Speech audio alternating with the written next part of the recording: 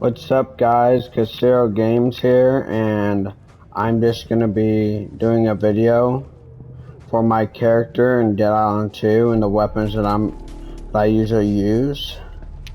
So, if I go over to my skills, this is the build that I use. I mean, maybe I might swap out the personal space for something, but for right now, I think. Let's see. No, no.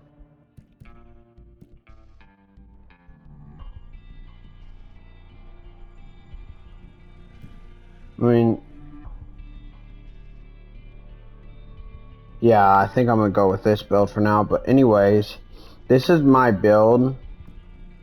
Um, if y'all want to copy it, I use this build for Bruno, and to be honest with you, I think this is a pretty good build because of the fact that my character can do a lot of damage, but of course you have to watch out sometimes because some of the certain enemies like maybe butchers, the mutators, or maybe if you have the Sola DLC, you might want to watch out for the whippers and the bursters, because I know some bosses like some bosses are kind of hard to fight, so you might have to watch out for those. But the enemies that are the same, but they're not bosses, they're pretty easy to kill with this build. But anyways, how do I look at my... Oh, here we go. Yeah, you see, I don't have any health recovery or anything, but I have increased peak health. Basically, with my cards and my autophage that I have. So if I go look at my autophage, I have it at level 3. The no health regeneration, but slaying zombies for a boost to health and damage.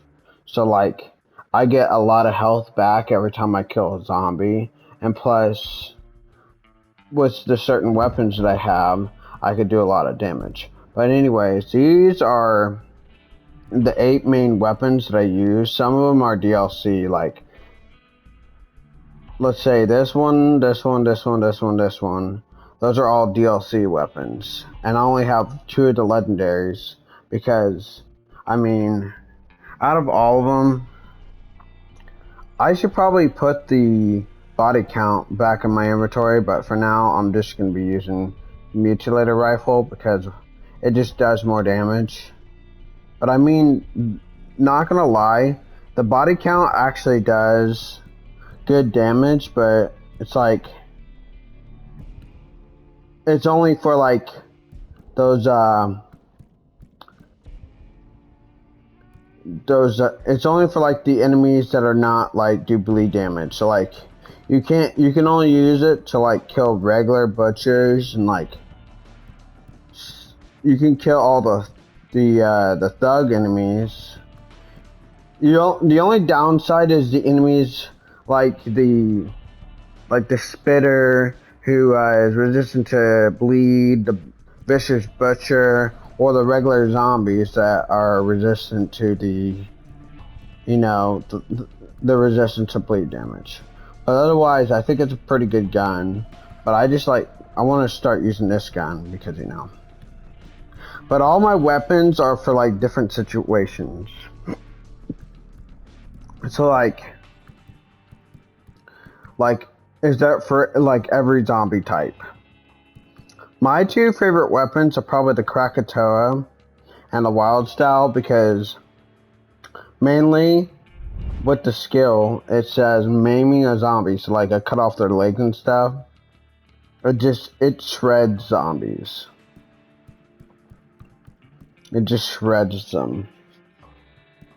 But it's like, I don't know.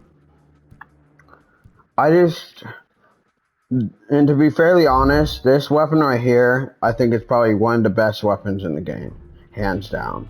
Because it's useful against every zombie type. I mean, you could put different mods and stuff on it, but it's like with the special sauce perk on it, you can look at it and see that it it does increase. You get increased damage, toughness, and resilience versus those special enemy types.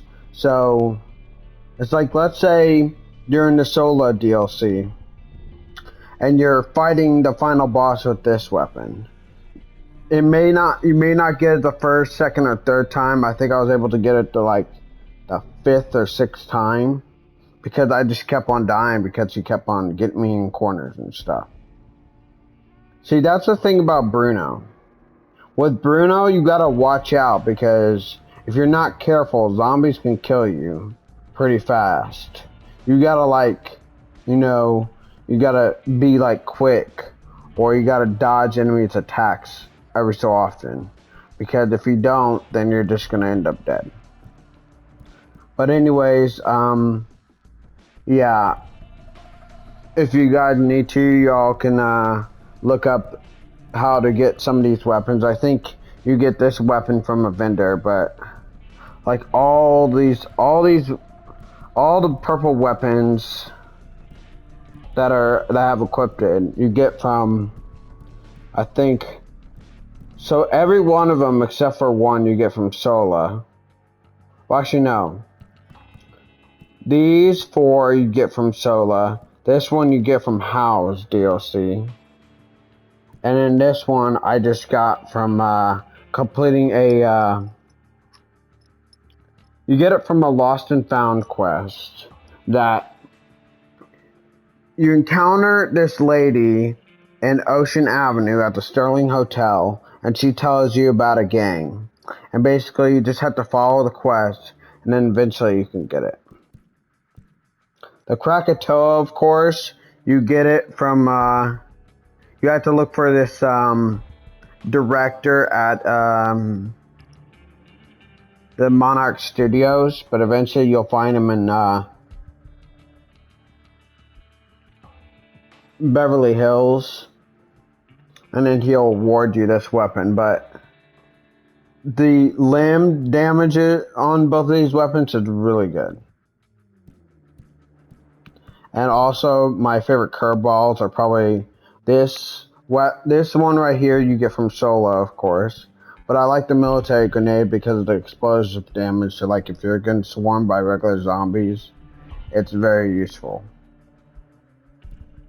Also, another thing, the reason I like the Krakatoa and the wild style is that sometimes whenever I'm swinging it, let's say I'm getting attacked by a butcher or something, with my skills, if you look at it,